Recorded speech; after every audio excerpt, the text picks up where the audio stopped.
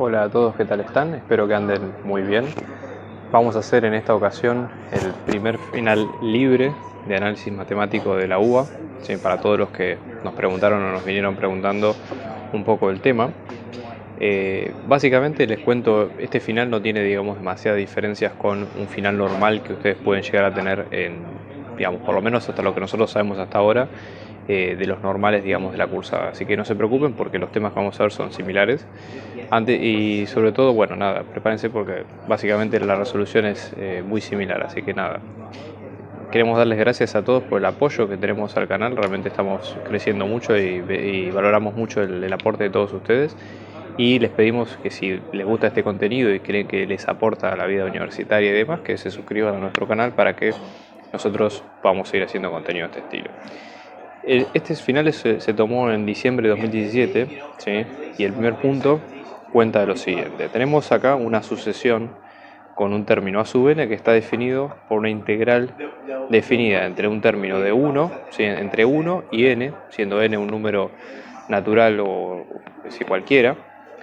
Y la idea es calcular si existe el límite de n tendiendo a infinito del término de esa sucesión. Entonces, ¿cuál sería nuestra estrategia para poder resolver este problema?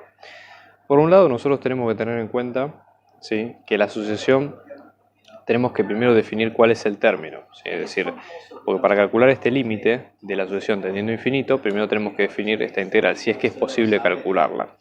Entonces, vamos a hacer lo siguiente. Calculemos esta integral, ¿sí?, esta integral definida. Averigüemos expresado, obviamente la integral definida va a quedar en términos de una variable n y va a quedar con una constante que es 1, pero va a quedar una expresión en función de n, que es lógico por lo que estamos viendo hasta acá. Hecho eso, vamos a tener esa expresión, digamos, del término general de sucesión y luego calcular el límite de n tendiendo a infinito de esa sucesión en particular. Entonces, procedemos a trabajarlo con este caso. Fíjense, vamos a calcular el límite de, empezamos mal, digamos, la integral. Vamos a hacer la integral, primero la integral indefinida, ¿sí? Luego vamos a aplicar Barrow. Esto más que nada lo hacemos para que haya un poco más de prolijidad con los términos, pero no por algo en especial, ¿ok? Esto para que se queden tranquilos en cuanto a lo que es el método. Entonces esto nos va a quedar la integral de logaritmo natural de x dividido x al cubo diferencial de x. ¿Qué es lo que hacemos nosotros en estos casos? Bueno, en los casos donde nosotros tenemos una integral, digamos, por ejemplo acá, que tenemos dos funciones que son bien distintas, es decir, un logaritmo, que es una función logarítmica, y un x al cubo, que es una función polinómica. Generalmente las tres técnicas de integración que tenemos, las tres más conocidas, porque hay muchas técnicas, y sustitución, integración por partes y fracciones simples, la que más nos sirve es por partes. O sea, nosotros tenemos que pensar en nuestra integral como van a ser dos partes bien distintas que nosotros vamos a integrar por separado.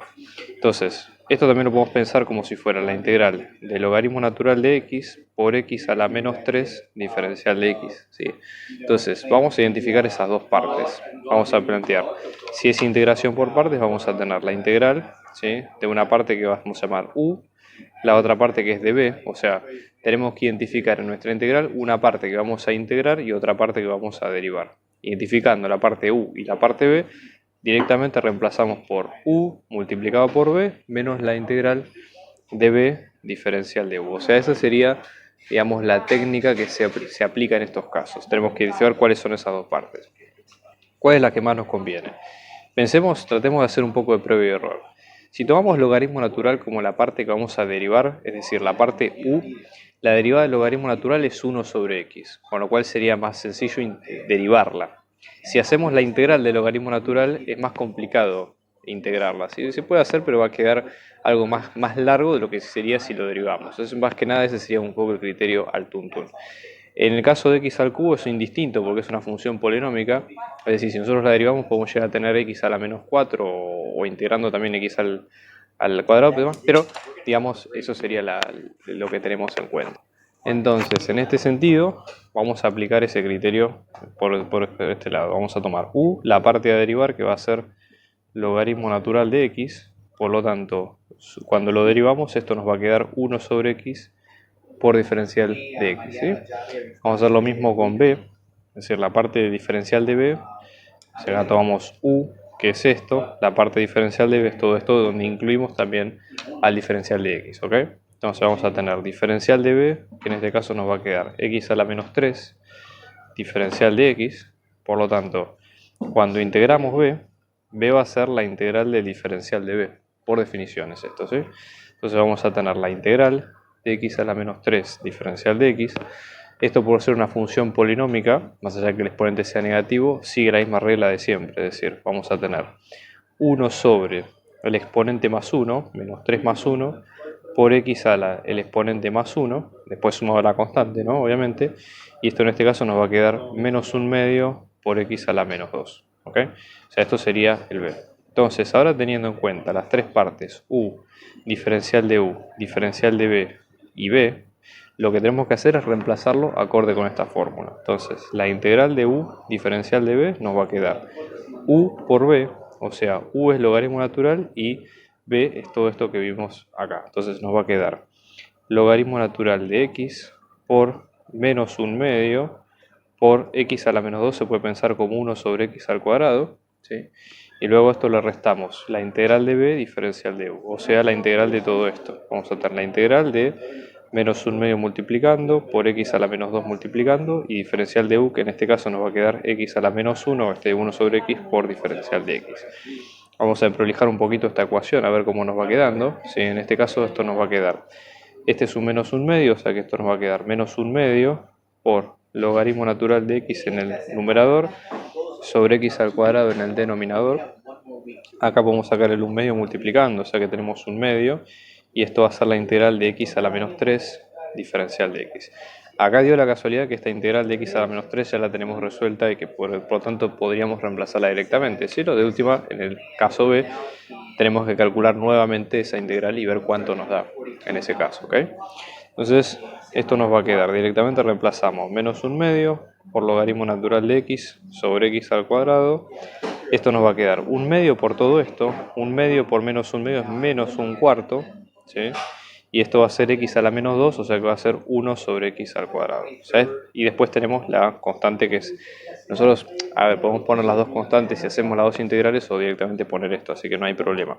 O sea, esta es la integral indefinida de logaritmo natural de x sobre x al cubo diferencial de x, ¿sí? Con este conocimiento, ahora la idea sería aplicar barro para calcular cuánto es el término en general.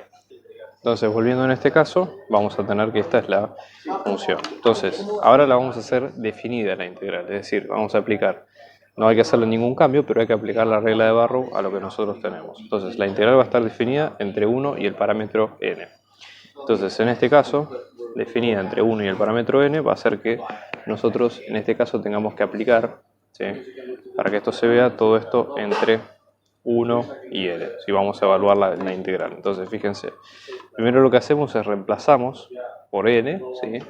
Toda la ecuación y luego restamos al reemplazo por 1, que es el extremo inferior de la integral en ese sentido. Entonces nos va a quedar menos logaritmo natural de n sobre 2n al cuadrado menos 1 sobre 4n al cuadrado más la constante. Todo esto es la parte evaluada con n y luego reemplazamos por la parte evaluada en 1, o sea nos va a quedar logaritmo natural de 1 sobre 2 por 1 al cuadrado menos 1 sobre 4 por 1 al cuadrado más la constante.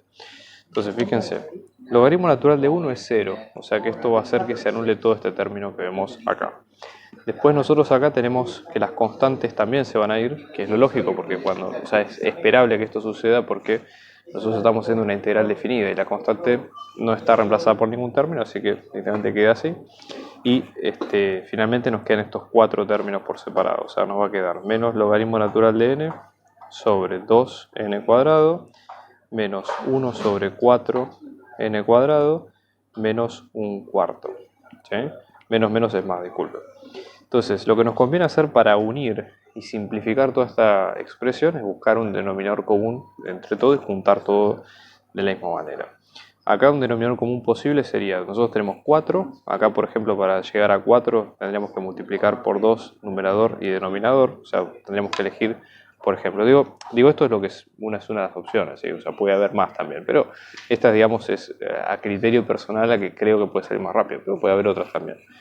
Entonces multiplicamos por 2 numerador y denominador de forma tal de que acá nos quede 4n cuadrado, que es lo que queremos que nos quede acá, Acá no hace falta multiplicar por nada, porque ya tenemos el 4n², y acá tenemos que multiplicar por n² en numerador y denominador para que nos quede de esa manera. Entonces, ¿cómo nos va a quedar esto? Pues nos puede quedarnos n² positivo, ¿sí? Después tenemos menos 2 veces logaritmo natural de n y luego menos 1.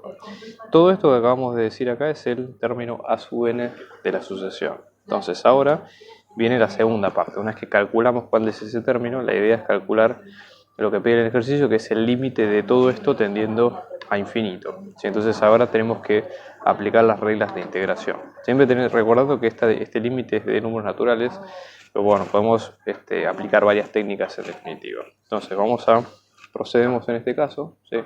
Vamos a tener límite de n tendiendo a más infinito de n² menos 2 por logaritmo natural de n menos 1, todo esto sobre 4n². Lo primero que hay que hacer en cualquier límite antes de hacer nada o que uno adivine o trate de ver cuál es el resultado es hacer sustitución directa. Eso lo que nos va a dar es la pauta de si hay alguna indeterminación, algo que nos pueda llamar la atención. Fíjense, en este caso esto va a ser infinito menos algo que tiende a ser infinito, porque el logaritmo es una función siempre creciente, sobre algo que tiende a ser infinito, con lo cual obviamente esto va a quedar indeterminado o infinito sobre infinito. Entonces tenemos que aplicar alguna otra técnica que nos permita a nosotros ver cómo salir de este problema. Una de las maneras es, por ejemplo, podríamos aplicar, si usáramos la función de los números reales, podríamos aplicar L'Hopital o un par de cosas más. Pero, digamos, acá vamos a probar por algo un poco más sencillo. Una de las cosas que se puede hacer, por ejemplo, es dividir por el término de grado más grande. Antes de continuar, nosotros tenemos una función logarítmica y una función polinómica. Si uno sabe cómo se comportan las funciones, siempre las funciones logarítmicas crecen más lentamente que las funciones polinómicas.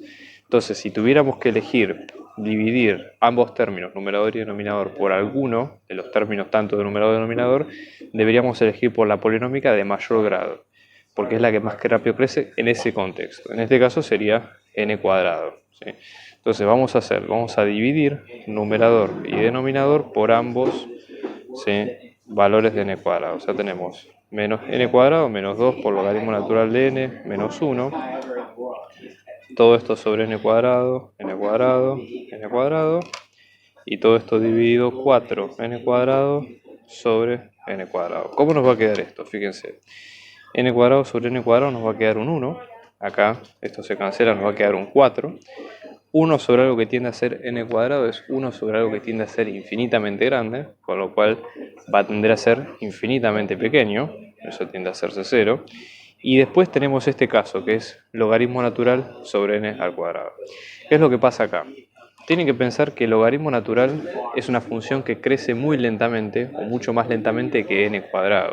Y esto, digamos, sale porque nosotros estamos hablando de un límite que es hacia infinito, o sea, hacia números que son infinitamente grandes. Entonces, como esto crece mucho, si bien los dos esto sería infinito sobre infinito, como esto crece mucho más lentamente que esto otro, esto a la larga va a tender a hacerse 0. ¿Me explico? Eso sería un poco la explicación. Entonces, lo que va a quedar acá es que el límite de n tendiendo a más infinito, ¿sí?, nos va a quedar 1 menos 0 sobre 4, o sea que esto nos va a quedar un 4, ¿correcto? Eso sería el límite.